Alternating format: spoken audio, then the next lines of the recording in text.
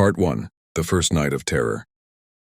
The wind cut through the alpine valleys like a sharpened knife, rattling wooden shutters and carrying whispers of fear from village to village. But no one spoke of what had truly begun. Not yet. In the year 1487, the Bavarian foothills were a land of shadows, dense forests, spilling down mountain slopes, and narrow paths barely breaking the endless green. Farmers went about their days with practiced caution, yet a growing unease clung to the air. Then, one morning, Joseph Meyer discovered something that would change everything. 3 of his sheep lay dead at the edge of the pen, their bodies torn apart in a way no wolf or bear could manage.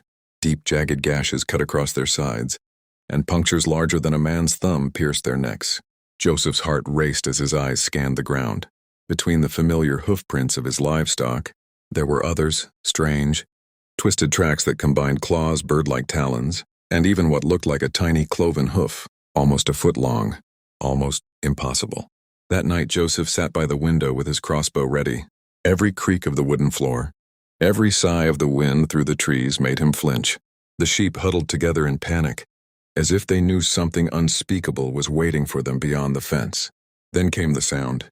At first he thought it was the wind, but the snapping of branches, the uneven crunch of heavy steps, and a wet, labored breathing told him otherwise.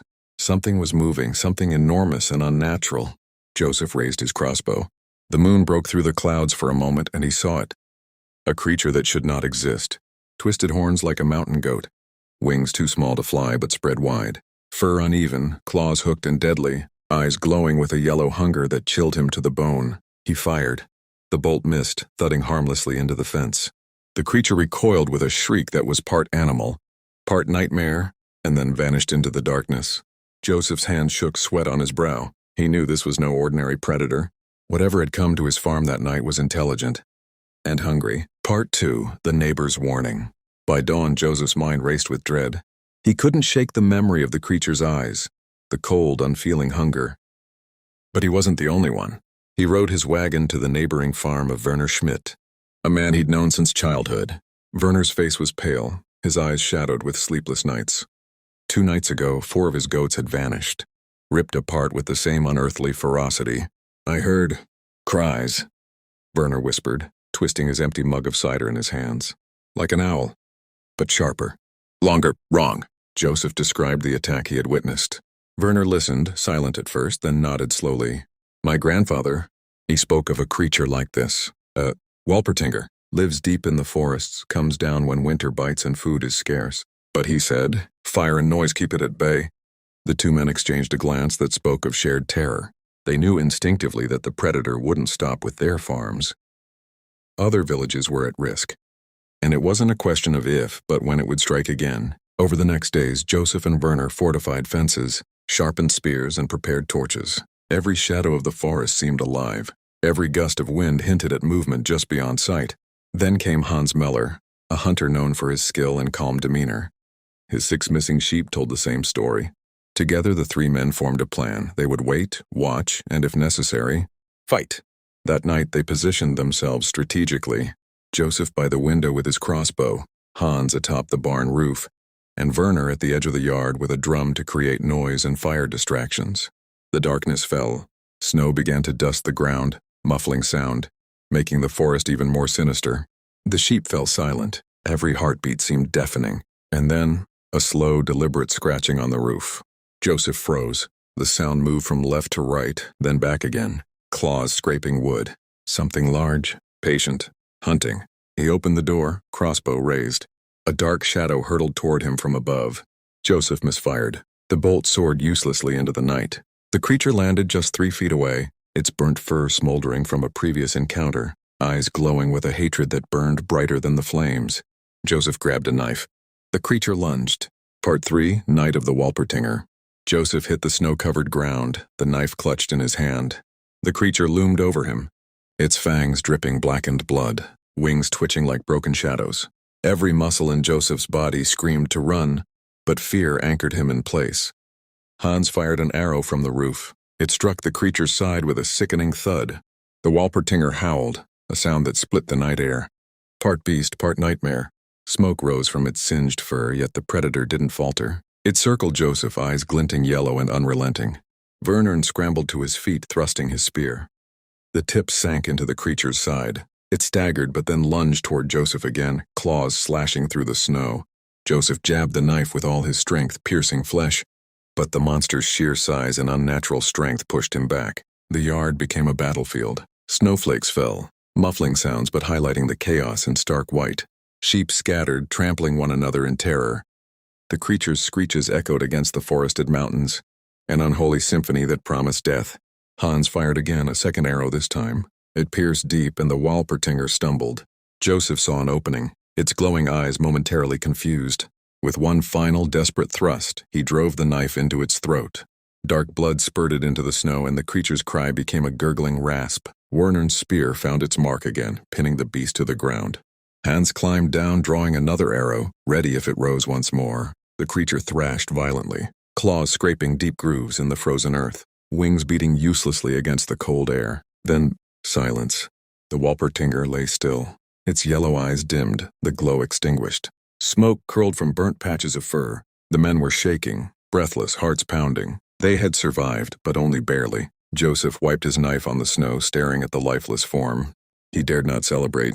Somewhere out there, more could be lurking, waiting, watching, hungry. The forest seemed darker, deeper, more dangerous than ever. And yet, as the first light of dawn broke over the Bavarian mountains, a grim resolve settled over them. They would not let the creature terrorize their villages again. Part 4, Aftermath and the First Clues. Dawn crept slowly over the snow-draped farms. Joseph, Hans, and Werner stood over the creature's body, the cold morning air biting at their faces. The yard was a mess of trampled snow, broken fences, and scattered sheep. Joseph's hand still shook as he gripped his crossbow. The Walpertinger was dead, but the question lingered. Was this the only one? Werner examined his arm, the deep gashes from the claws now stinging painfully. "We were lucky," he muttered. "Too lucky." Hans nodded silently, his eyes scanning the surrounding forest. Every shadow seemed alive, every tree a potential hiding place for more horrors. The three men carefully moved the carcass to the barn, noting every detail. Uneven fur, patches of scales, claws like talons, wings that could never lift it from the ground. Its anatomy was a nightmare, assembled from parts of animals that should never coexist. Joseph ran a hand over the blackened skull, horns curved sharply, teeth jagged and strange. Even now, he couldn't believe what they had faced. Word spread quickly through the village. By mid-morning, curious neighbors gathered at Joseph's farm. Whispers of the Walpertinger, once dismissed as superstition, were now spoken in hushed, fearful tones. Children were pulled indoors. Adults avoided the forest edge.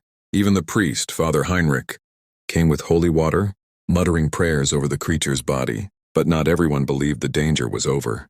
Werner, still bandaging his wounds, warned, "This is not just one beast. Look at its size, its strength. Something like this doesn't appear alone." Joseph nodded grimly. He had seen the tracks, huge footprints, some clawed, some split like hooves. They had circled the farm multiple times. If one creature could do this, what could an entire family do?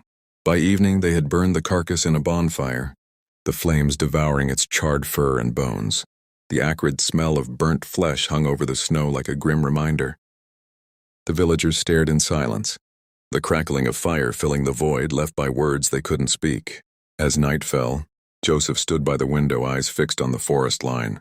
Somewhere in the darkness, he knew others watched, waiting for the right moment. The Walpertinger had struck once, but the terror of the forest was far from over. Nightfall returns the fear. Night fell quickly over the Bavarian farms, the snow now frozen into hard, glittering sheets. Joseph's house, once a place of warmth and routine, felt like a fragile island in an endless white sea. Every creak of the wooden beams, every whisper of the wind through the trees sounded like a warning. Despite the day's victories, Joseph couldn't shake the unease. The forest was too silent, too still. The Walpertinger they had killed could have been alone, or it could have been just one of many. He glanced at Werner, whose bandaged arm throbbed painfully, and Hans, sharpening arrows with a focus that betrayed his own fear. Then came the first sound, a slow, deliberate scratching on the roof. Joseph froze, heart hammering. His hands gripped the crossbow, knuckles white. Snow fell lightly on the windowpane, muffling the forest, but the sound was unmistakable, claws scraping against wood. The men exchanged tense glances. Hans whispered, "It's back." The word was almost lost in the wind, but it hung in the room like a curse. Joseph moved silently toward the door, careful not to disturb the snow or make a sound. Every instinct screamed to fire, to fight. But what could they do against something that seemed impossible? A shadow leapt across the moonlit yard. Joseph barely had time to raise his weapon. The Walpertinger, larger, faster, fiercer than before, had returned. Its eyes glowed yellow, reflecting the torchlight in the yard like twin fires. The creature's body was a grotesque fusion, wings twitching nervously, claws digging into the snow, teeth glinting in the cold light. Before anyone could react, it lunged toward the barn. Hans fired an arrow, missing by inches. The creature crashed through the fence, scattering sheep in every direction. The sound of breaking wood terrified animals, and the low, guttural growl of the beast filled the night. Joseph fired his crossbow, the bolt grazing the creature's flank. It screeched, a horrifying mix of animal pain and something almost human. Sparks flew as claws scraped the barn walls. Werner and Hans rushed to create a distraction, beating drums, throwing torches. But the creature was relentless, circling, probing, hunting. In the chaos, Joseph caught a glimpse of something that made his blood run cold. Fresh tracks, smaller, but unmistakably Walpertinger leading from the edge of the forest toward the village. There were more. Others were coming. Joseph's mind raced. If this night was any indication, their fight had just begun. And this time, the forest wouldn't let them rest.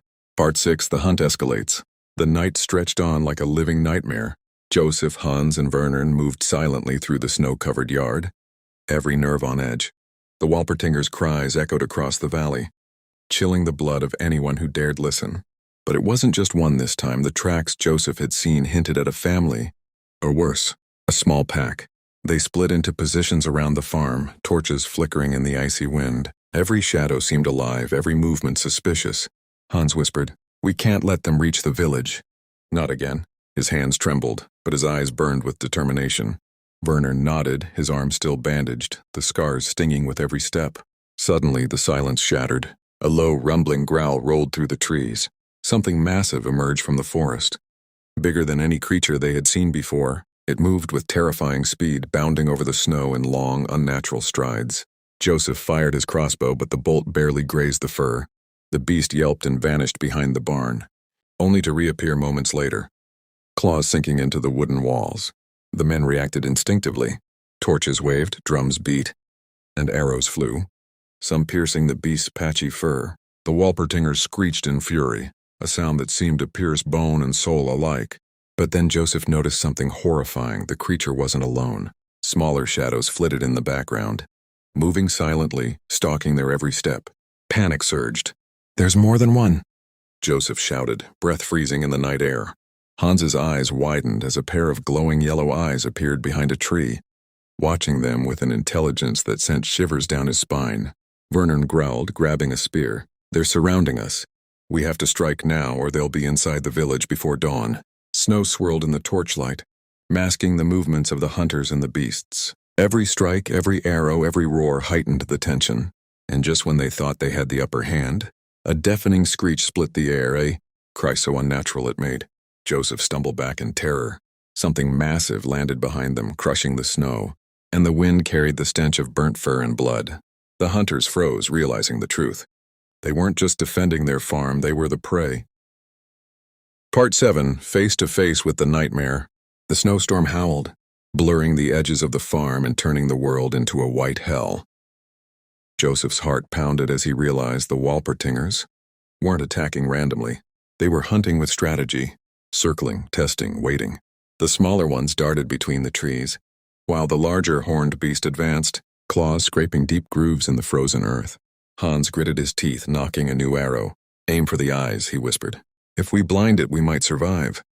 But before he could release, the largest Walpertinger lunged through the falling snow, landing less than 10 feet away. Its wings, though too small to fly, flared like a grotesque display of power. Its yellow eyes glowed with pure malice, staring straight into Joseph's soul. Joseph raised his crossbow, hands shaking. He fired. The bolt struck the beast in its shoulder, but it barely flinched. The creature roared, a sound that mixed the growl of a wolf with the scream of a dying man, and charged. Joseph stumbled backward, nearly tripping over a hidden mound of snow. Werner swung his spear, connecting with the creature's side, but its thick, scaly skin absorbed most of the impact. The smaller Walpertingers closed in, circling the men like predators sensing weakness. Their claws scraped against fences, walls, and even snow-laden trees. Joseph realized the horror of the situation. They were outnumbered, and their survival depended on every single shot, every swing, every move being perfect. Suddenly, one of the smaller creatures leapt at Hans, who barely deflected it with his bow. The impact sent both tumbling into the snow. Joseph shouted, lunging to help, but another beast sprang from the shadows behind him. Time slowed, arrows flew, torches blazed, claws slashed. The battle had become chaotic, primal, and merciless. Then in a split second, Joseph noticed something strange, a faint flicker of hesitation in the largest Walpertinger's movements. It had been injured before, its breathing ragged, its stance slightly unbalanced. Joseph's mind raced. This is it. If we can survive the next moments, we might end it. For good.